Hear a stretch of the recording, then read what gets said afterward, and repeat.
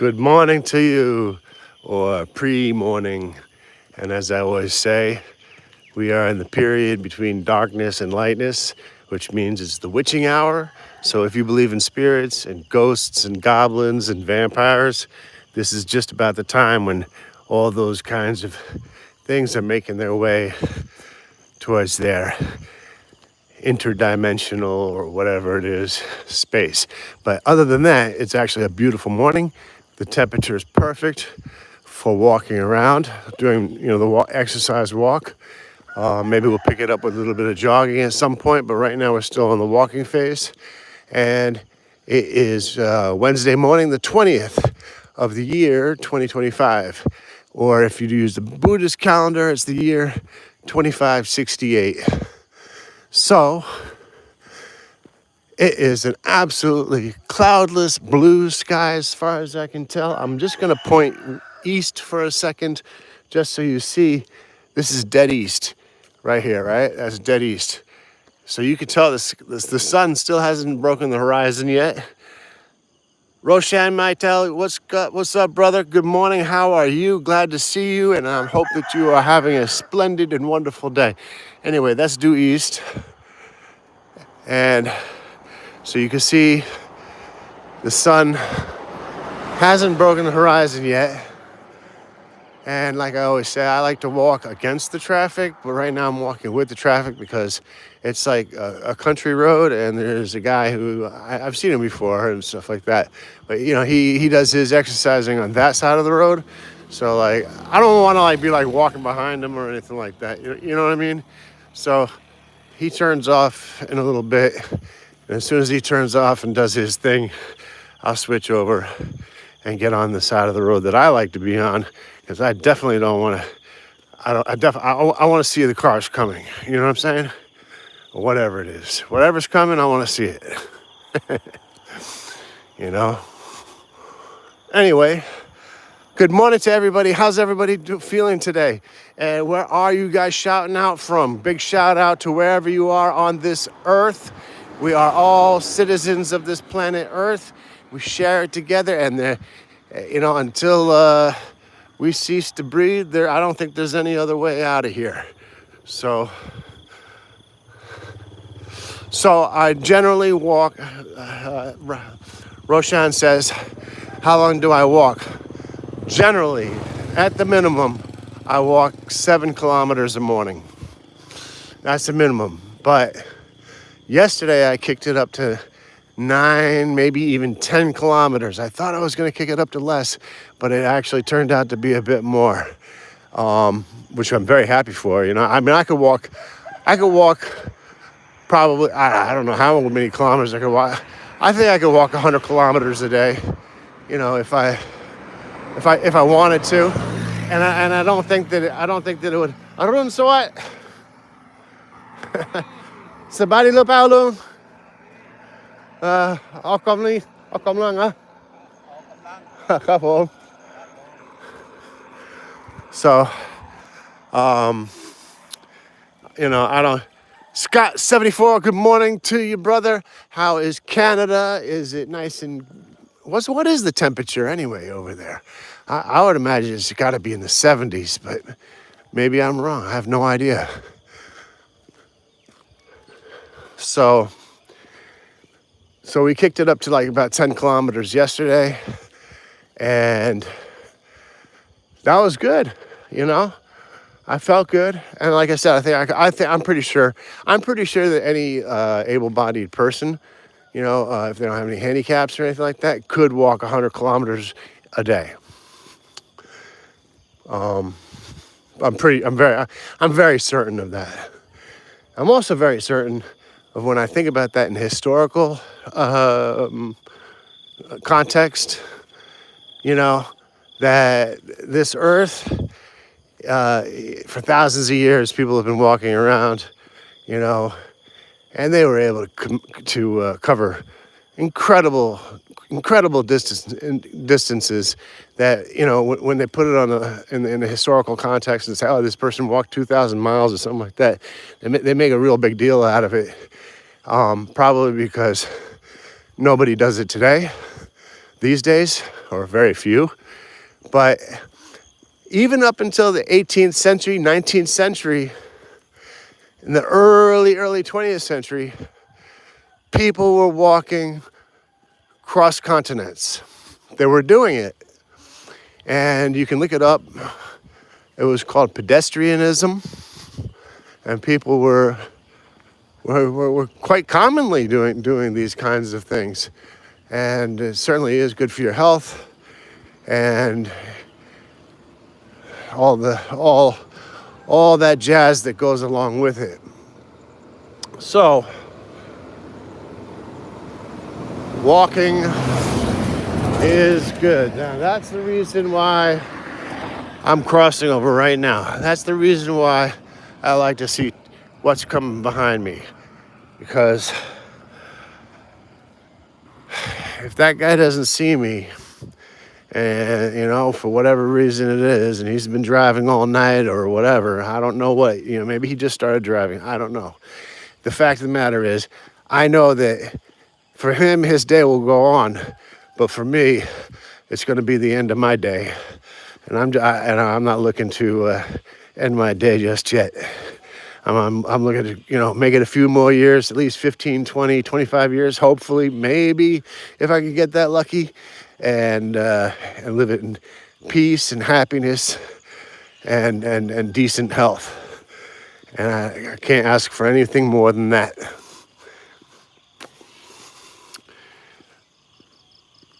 Torlisco says, "This road is dangerous. I suggest you go back." As a matter of fact, this road is not nearly as dangerous as some of the roads around here. I was talking about this the other day, and I didn't even know. I wasn't vlogging at the time, but I was driving my friend to the hospital because he has health conditions and stuff like that. And we're driving down this highway, which we're going to actually get to at some point, probably in about 15 minutes from now. And I saw on the side of the road, I saw like 4 or 5 monks in their orange, garb, and then I saw like 15, maybe 15 people all sitting in foldable chairs, and then about like 5 police officers, motorcycle police officers, which were around the perimeter. And at the time that I saw that, I thought to myself, I said, "Oh, that must be some initiation." I mean, that's what came into my mind. This must be an initiation for like new police officers or something like that. No, man, I found out the next day what happened was, because that was at a red light. There was a family of 7, and they were parked at the red light, and one of those trucks that you just saw pass me, for whatever reason, he didn't stop. And the only survivors of that accident was a 6-month-old baby and one teenager or young adult. Terrible accident. So that is the most dangerous road to walk on, because that is the main artery from China. You can go up to like, probably even, if you followed this road that we're about to get to, you could probably even follow this road up to like Russia or Mongolia or whatever is above that area. And then if you go south, you will get to the southernmost point of Malaysia. And so it's a massive, important artery for transportations of goods. But unfortunately, that goes along with that are truck drivers with probably really nasty bosses who give them really hard timelines to meet. And a lot of truck drivers, I know these truck drivers don't get paid nearly as much as they should. I'm not saying that, that's as an excuse for that driver, because I don't know what the circumstances are. His brakes might have failed. I mean, whatever. There's an investigation, pending the investigation, whatever, that'll come out. But I'm just saying, there are reasons unknown to me. Yeah, man, that was too bad too. And you know, and I know when the monks show up, they show up for like two reasons. They show up at funerals.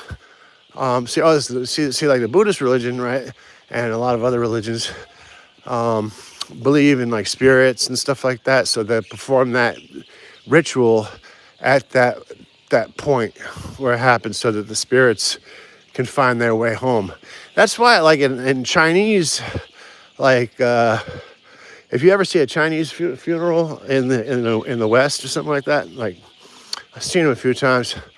What they do is, after that person passes away, they all get in their cars and everything like that, and get the hearse and stuff like that, and they go to drive to every location that they know that the deceased person used to go to.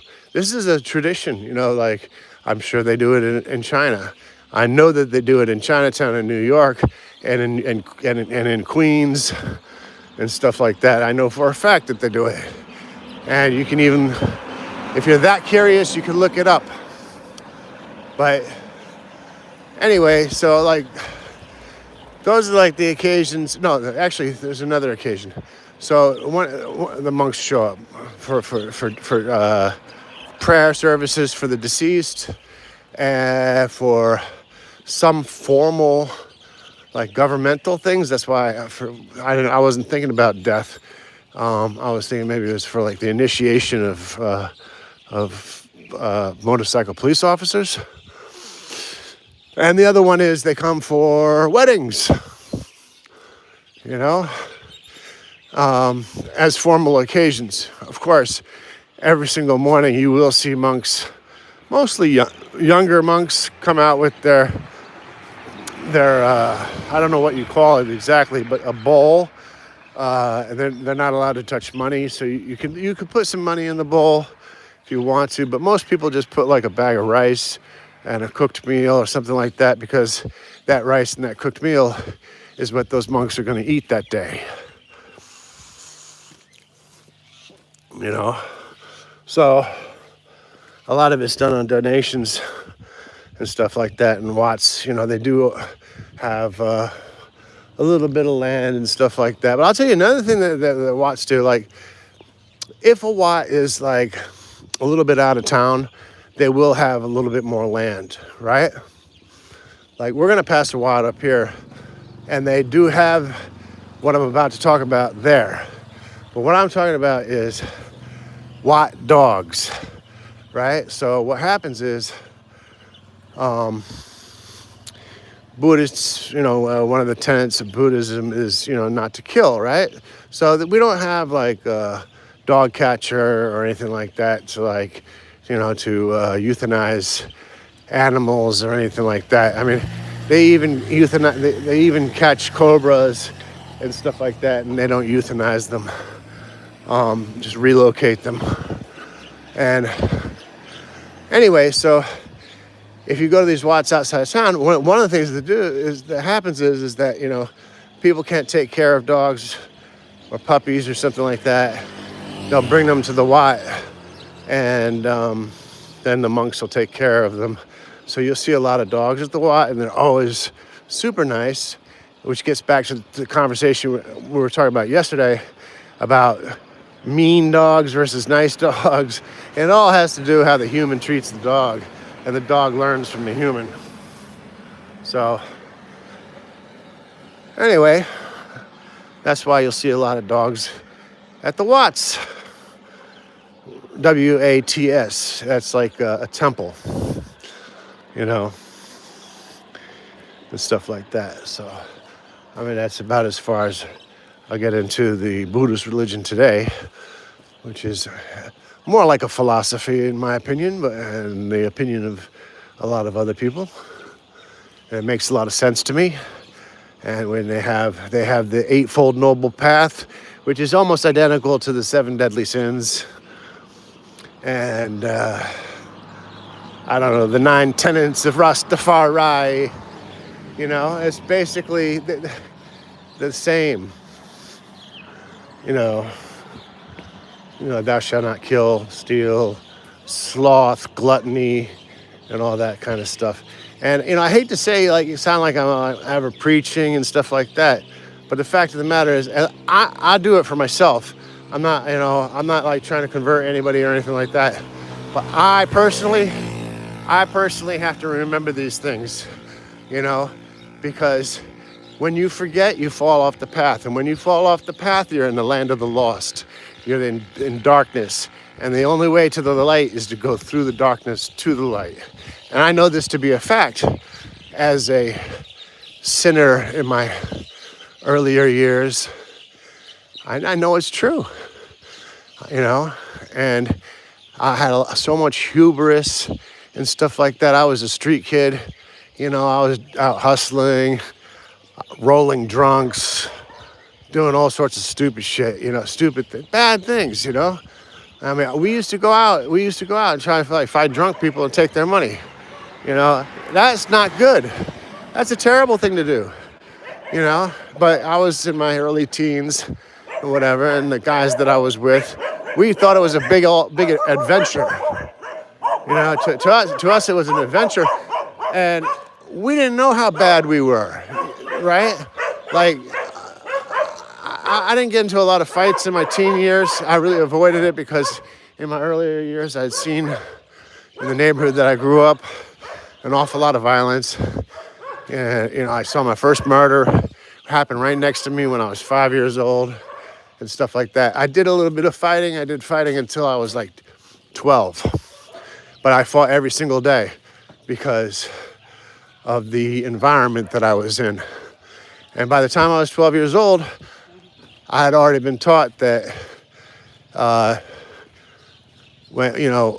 somebody, I still remember this guy telling me, he says, we don't fight like that. We don't fight with our fists.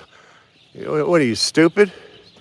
And a switch went off in my head, and I was like, oh, you don't fight with your fists? Oh, there's no Marquis, the Queensberry rules. There's no Queensberry rules here. Okay, I'm done.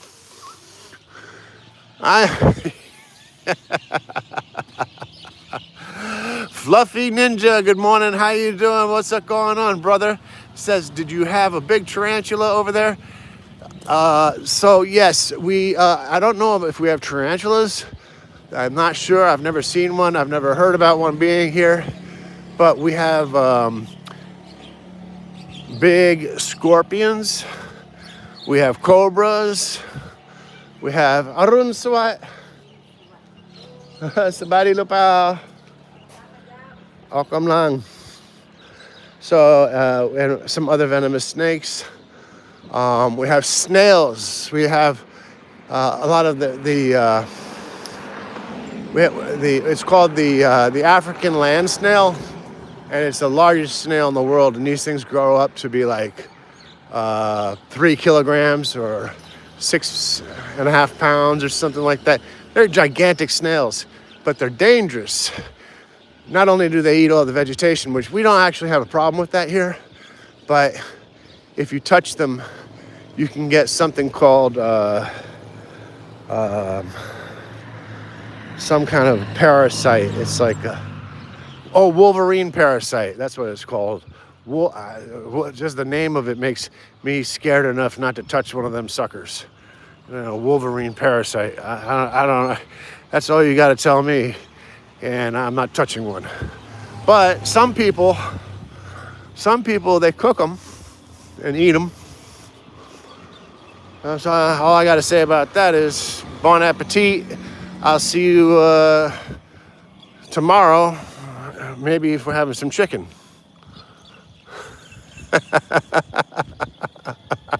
You know what I'm saying? I don't eat cephalopods either, because I believe cephalopods are aliens.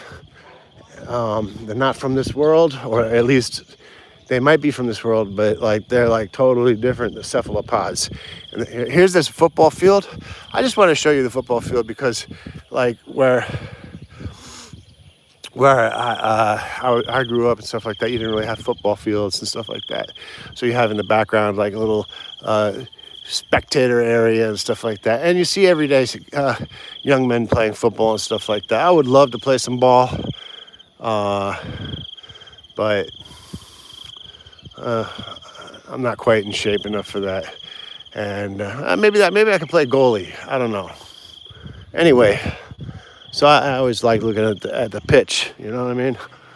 I love football pitches. I like that smell. Like, you ever get out, like, it depends what kind of sport you play, but like if it has cut grass and stuff like that, and you get out there when it's right and fresh, and you can smell that cut grass, and it's just like that freshness, and you stepping out on the field. Arun Soapi, Sabadi Lupao.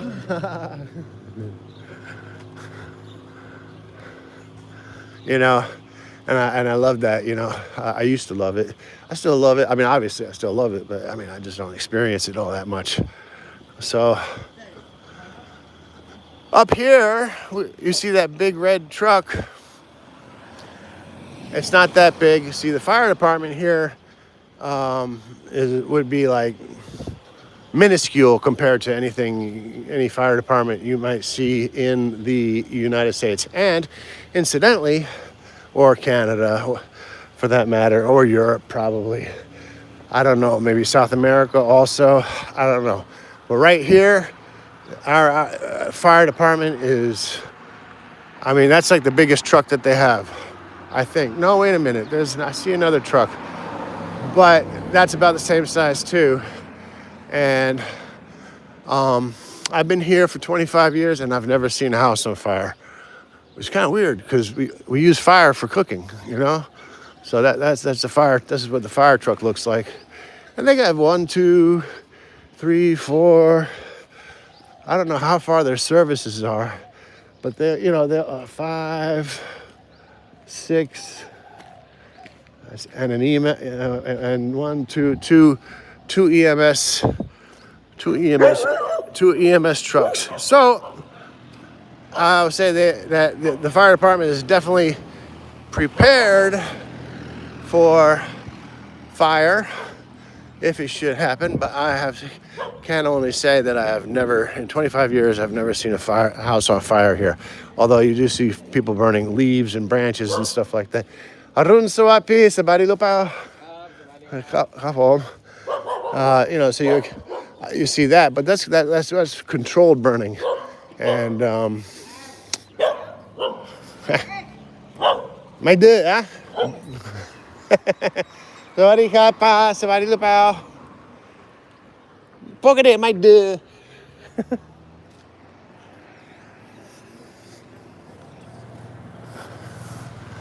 So that, yeah, and back to that tarantula question from Fluffy Ninja. Was it Fluffy Ninja? Yeah, Fluffy Ninja. So I wasn't there at the time. Arun Sawapi. I wasn't there at the moment, but like we have a garden. Inside our garden, we have a lot of different kinds of plants and stuff like that, fruit trees and stuff like that. Some fish pond, like not ponds, but fish, areas for fish to swim around.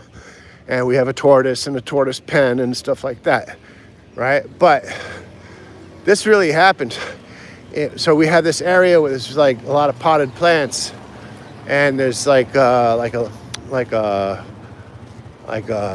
fish tank. It's not a tank, but it's like it's like a creative fish thing with a fountain in it. Anyway, my wife's mother's husband went over there to I don't know what he was doing over there, maybe feed the fish or water plants or something like that. And we got this on video. I'll put it up. The king cobra springs up, right? And his neck fans out. The neck fans out. Now his name is Tortoises. He's in his 60s.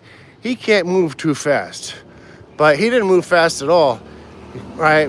Because probably not because he can't move fast, but because maybe moving fast isn't always a good idea. He just sort of backed up or whatever.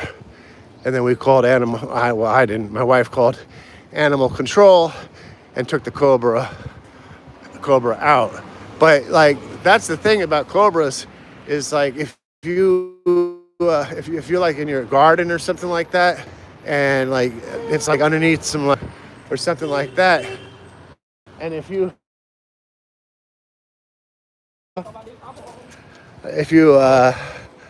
the thing is, you know, if you step on it or something like that, obviously it's going to perceive that as a threat, and that's when you're going to get bit. So that's never happened to me, thank goodness. But I did have a snake attack one time.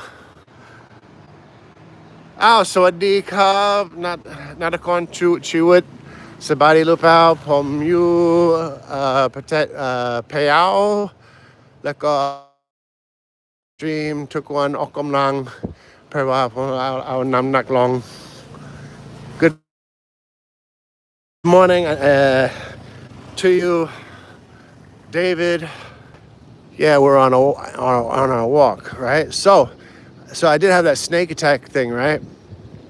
So what happened is that like, I don't know, like over 20 years ago, my wife and I, we like moved to the northern Thailand, and the patch of land that she had belonged to her father, but nobody had been looking after it because her father had passed away 10 years earlier, so the land had been sitting fallow for over 10 years, right? And my wife wanted to build a house on that land, and we needed a house, so we built a house. We're building the house, right? So, but like there's like also like some kind of like weed-like shrubbery, trees, stuff like that we wanted to clear away, right? So I go over to this tree, and like I don't even think like I shook the tree or anything like that much or anything like that. But this thing just like fell out of the tree and went around my neck, and I could see that it was long. I knew it was a snake. There's snakes around my neck, on my shoulders, around my neck, and and it was a green snake, right? And there's a whole bunch of Thai people standing around, and I started screaming. I go, hey! Like that, I'm running, and everybody's just laughing so fucking hard. They knew that it wasn't a poisonous snake or something like that. I hope. I hope they knew it wasn't a poisonous snake. But generally, from my understanding, green snakes are not poisonous. Anyway, that thing fell around my shoulders and on my neck, and I was terrified,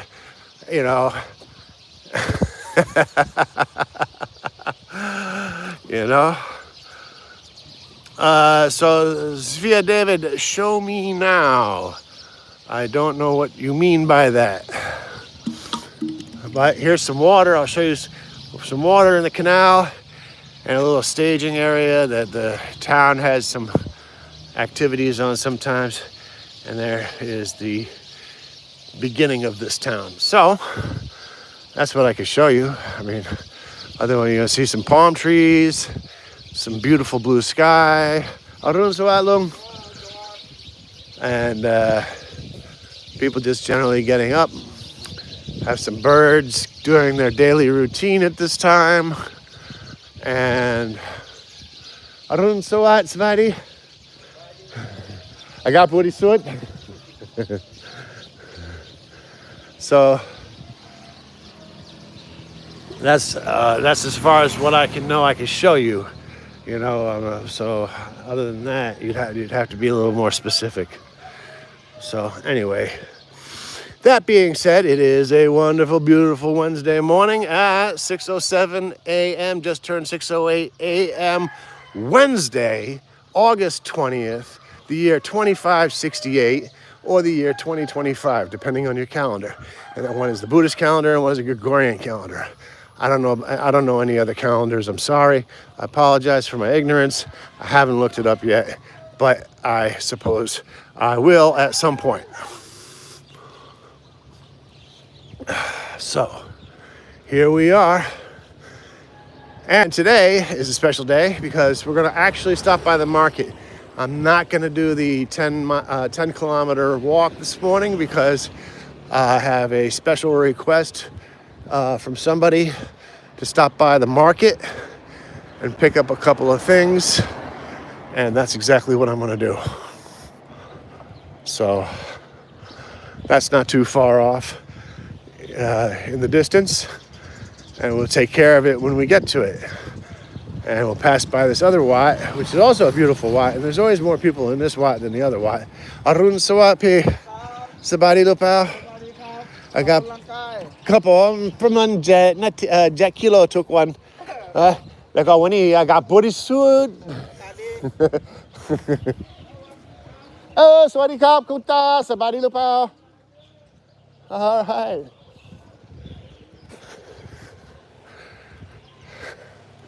You know, so hello to you, David. I'm very happy to see you here and share this moment in time and space on this planet that we all share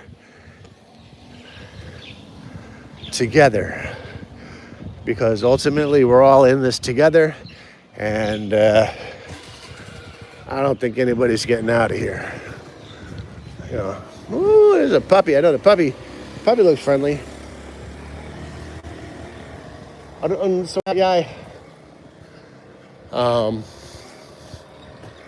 So that's basically the rundown. Arun Sawapi, Sabadi Lupao. And then we keep going and stuff like that. So I haven't made it to that next town that I was talking about yet. Like I said, I'm still waiting on my sister's. I mean, not my sister. My wife's mother and her husband to give the okay to go. And we also want to wait for our daughter to have a day off to go. She works like 6 days a week. So I don't know how we're going to get it done, but if we're going to get it done, get over to that town that has what used to be a Portuguese settlement, and has Christian graves and Christian markers and stuff like that. And I think a lot of people in that town are still Christians. I don't know, but I want to go look and see what it's about. I want to look at the tombstones and see what the dates are and stuff like that. Even record the names and see where they fit in history, if at all. If they're, I don't know. It's just something interesting to do. It certainly beats sitting at home twiddling my thumbs, right? Yes, sir. We are all on this same rock. And I don't want to be a downer or anything like that, but I'll tell you something about going to Mars and Elon Musk is that humans might make it to Mars, but that is not the salvation of humans. And I don't mean that from a religious or spiritual context. I mean that from a scientific context. It is definitely not it might be a start of something, but if you know anything about astrophysics, you know that the solar system has a wall around it for 70,000 degrees Fahrenheit and stuff like that. I think Voyager 1 hasn't even left the solar system yet. And on top of that, if humans could survive all the radiation going to Mars, I saw recently, and I, don't know, I mean, I'm not an astrophysicist, but I've seen multiple sources saying that they now believe that our Earth and our galaxy, our solar system, is actually inside of a black hole. Well, the only thing I know about black holes is you can't get out of them. So we better make the best we can on this place for as long as we can and enjoy our time on this planet, because it is special. It is beautiful. There is love. And, we should try harder, everybody should try harder to realize these things. I mean, let's suppose that everything I said was, literally true, which I have a fairly strong inclination that what I said is true. Arun Swapi, Sabadi Lopao. So here we are. I don't know if you can see it yet up in the distance, but the morning market is in full swing. Now, I have orders to buy something called khao man gai, right? And khao man gai is chicken breast that can either be steamed or rotisseried, right? And there's a sauce they put on it. But the rice is really more about the rice, which has something like the chicken fat in it, and coriander, pepper, and stuff like that. It's really, really delicious, and it's pretty healthy for you.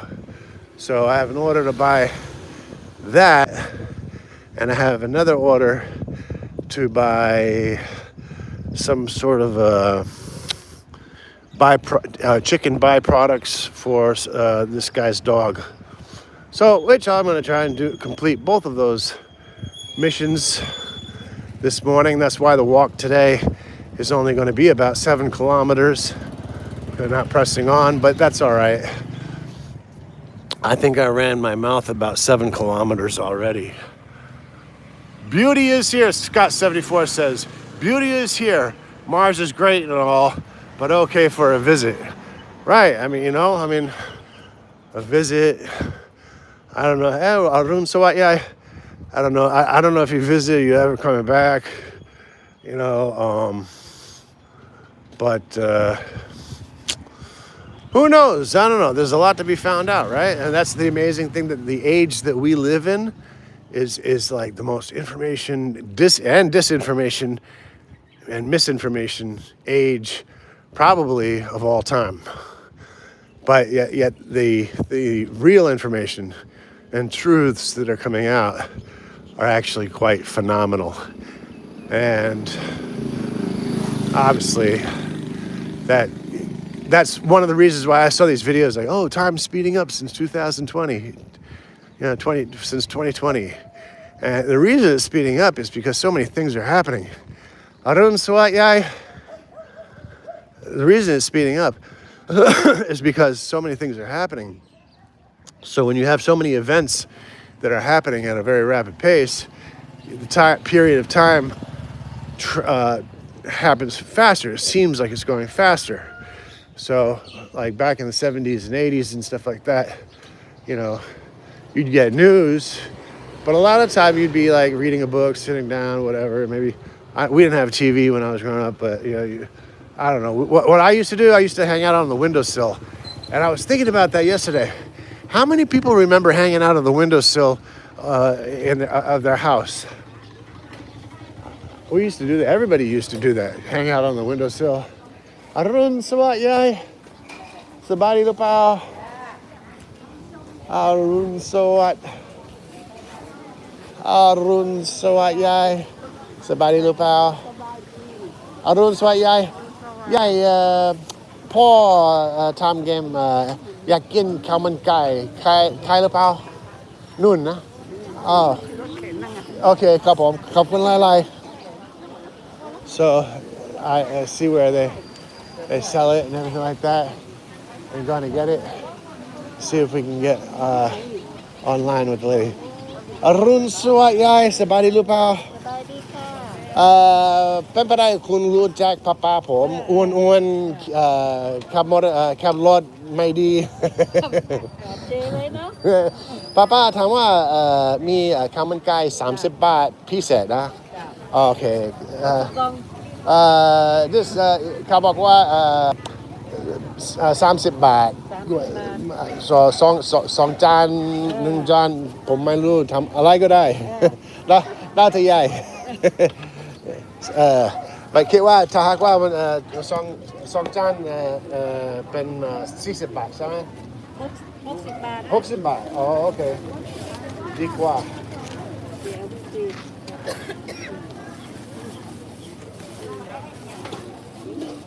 สวัสดีครับพี่นี่มาอยู่เหรอพี่นี่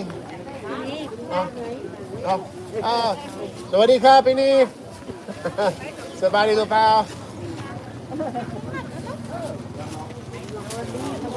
สวัสดียายสบายดีหรือเปล่าสวัสดีขอบคุณหลายๆนะ Okay, now one more thing to do. All right, we accomplished that goal, and now we have to accomplish the second goal, which is over here. Sawadee krab, sabadi lupao. And so over here we have some fish. This looks like tilapia, some sausage, some pork, salmon, chicken necks, chicken bones, and what we are after today is what my friend ordered. The Gai Song Tua. Papa, yak sang Gai Song Tua, da mai krab? นึ่งตัวเท่าไหร่ครับ125 บาท12525โอเคว้าวคิดว่าราคาคืนมากโอเคขอบคุณไล่ๆเป็นไปได้ป้าเอาสองตัวครับโอเคให้ยายใส่นั่นก่อน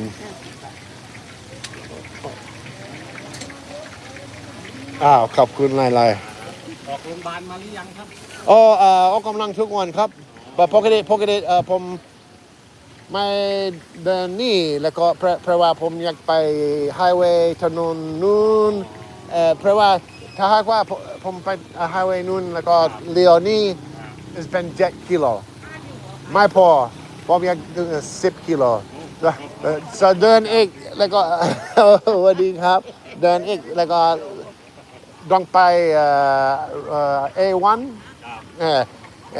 เดินไปนู่นแล้วก็เลี้ยวรายเกต10 กิโลครับสบายดี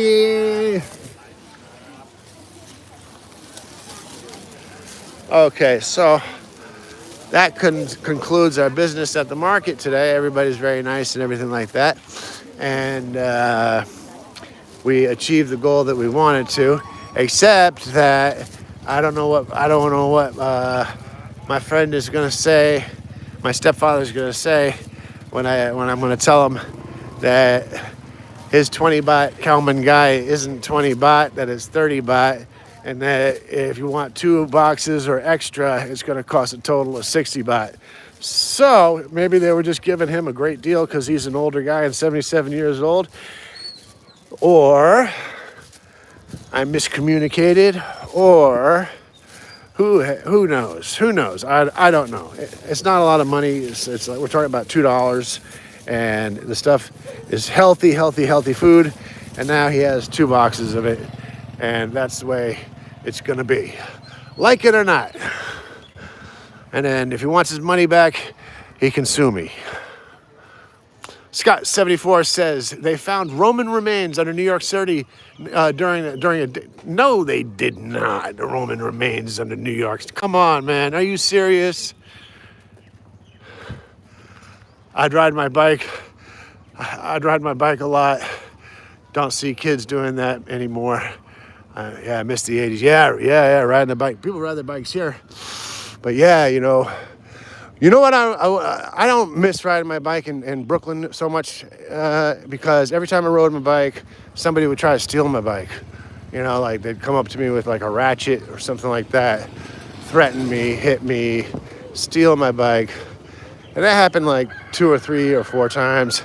After that, I decided to wait until I got bigger. And thank goodness now I'm like, I'm 197 centimeters tall and I weigh about 107 kilo right now. So if I was riding a bike, I don't think any kid or kids are going to be able to get it from me. But hey, you never know. So you watched a video recently and they found weapons or something like that. So I mean, if you can send the link to me, I would love to watch it and see it. But my inclination is if they did find Roman weapons in New York City or something like that, like what, let's see. So New York City was basically Dutch and Swedish back in the late 16th century, early 17th century. I suppose it's possible somebody had some Roman weapons and like their house burnt down or they buried them or whatever. But I doubt very, very, very much that there were any Roman ships. Maybe it could have happened. I suppose a Roman ship could have been blown off course and landed somewhere in the Americas. But, I don't know. I really... I would say, in my response to that, it is more likely that there's a Bigfoot running around California than the Romans landed in New York.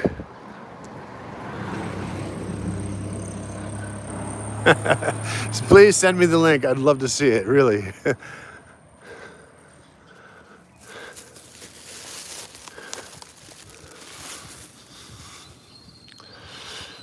And I actually have a question for people. Now, this is a question I've been thinking about for a long time because we got on the topic of Bigfoot. And, I want to know why. I have a question. I've watched a lot of Bigfoot videos and people looking for Bigfoot and stuff like that. But, I have a question. How come you never see any brothers looking for Bigfoot? I've never seen any brothers looking for Bigfoot out with the video cams and audio recordings or anything like that. I mean, I've never seen one. And that just says to me that the brothers are probably a lot smarter than you think, because they're not out there looking for Bigfoot.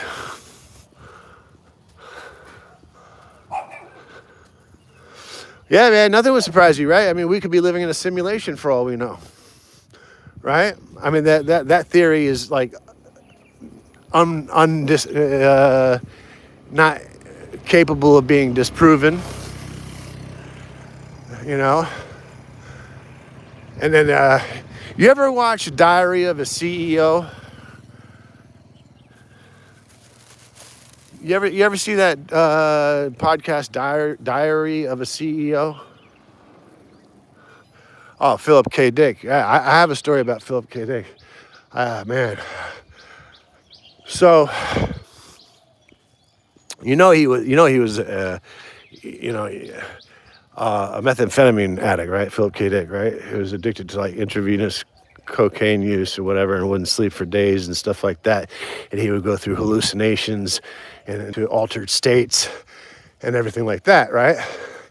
And in the last time that he was writing, the last book that he was writing, a short story he was writing about the crucifixion of Jesus, right? And incidentally, he died of Philip K. Dick died of suffocation. Well, that's what happens when you're crucified. You die of suffocation before you bleed out. Anyway, that's just something that I heard about Philip K. Dick. But yeah, Diary of a CEO. Oh, fantastic. I saw one just recently where he had this professor on talking about what is reality. And basically the whole context of what he was saying is that because we have eyes, what we really have is what do they call it? Like a VFR or a whatever that device is that you put on to see, right? And that's just the reality that we see because we can't see what real reality is. We wouldn't even be able to comprehend it, I saw that one a few days ago. I thought that was very interesting. And he's a scientist. It was a scientist he was talking to, which he tied it into. He tied it in, a lot of it into actual spirituality and religion. This guy's a scientist all his life, although he did say that he grew up. His father was a pastor, but obviously that had some influence. but there are some things in like some things that he was quoting in scripture. But supposedly he's like, he's a scientist at the forefront of his, thing and whatever. And the discussion to me was very interesting. Which left for some interesting questions, I should say.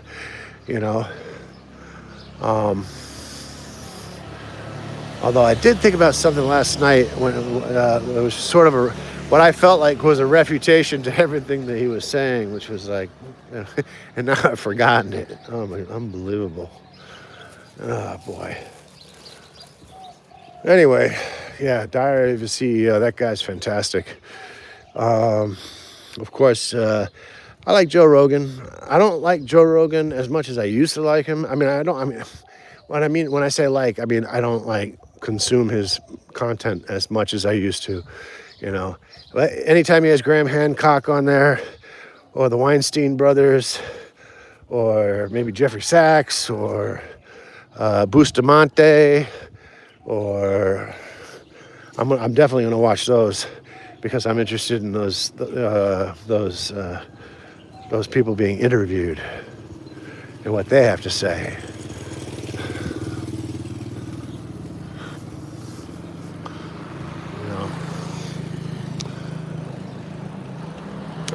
I was watching the Weinstein brothers. One of the Weinstein brothers, one's heavier than the other, so it was the skinny Weinstein brother who was doing this whole doom and gloom thing. I didn't really like that very much, but you got to listen to all points of view, I guess, right?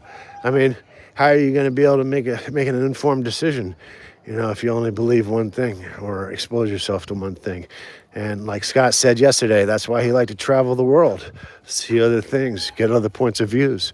Not everything that you do is just the way to do it. And sometimes a door is not just a way out of a room.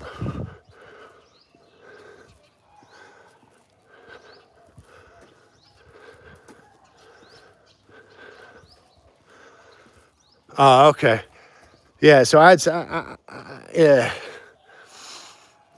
For sure he's talking real and, and stuff like that, But I think you said you started smoking herb again and stuff like that. I don't think that he should be doing that on a public channel like that. That's got to be a decision that's, I just don't think that influencing people in that way, you're walking way too close. Influencing. Bye. Bye. เป็นเก้าเหรอเป็นเก้าเป็นน่ารักสวยมาก Siberian. Oh, half Siberian, yeah. Oh, okay. Oh, that's why the eyes are blue and his eye blue and one eye blue. I blue one side. Yeah. Side brown. Yeah. Oh, he's lovely. Oh, okay. All right. He wants to play, but he's protecting Papa. All right. That's cool. That dog is half Siberian, half Bengal. Bengal is a traditional Thai dog. Arun Sawat Yai. Sabari Lupao. Agapuri Sud. วันนี้มาฝนไม่ตก So, at least he does talk real and stuff like that, and obviously when, that's what you want to listen to. You want to feel like you're listening to somebody who's being authentic and telling the truth, or at least trying to find out what the truth is. I don't know what kind of flower this is. Let's take a smell. I don't smell any aroma, but it certainly is pretty. It's got like square leaves or rectangular leaves or something like that. Anyway, so Arun Sawat. So we are basically, as I've said before, we are almost home. So, with that being said, it is a wonderful blue sky. May everybody be blessed with good health and happiness. And stop, smell the roses, look at the blue sky, be good to one another, be a good human being if you can be. And God bless you. Thank you so much for going on this little journey with me this morning. It means a lot to me, it really does, and helps me with my motivation in my quest to communicate with people and also for health reasons. So, with that being said, everybody have a good morning, a good afternoon, and good night.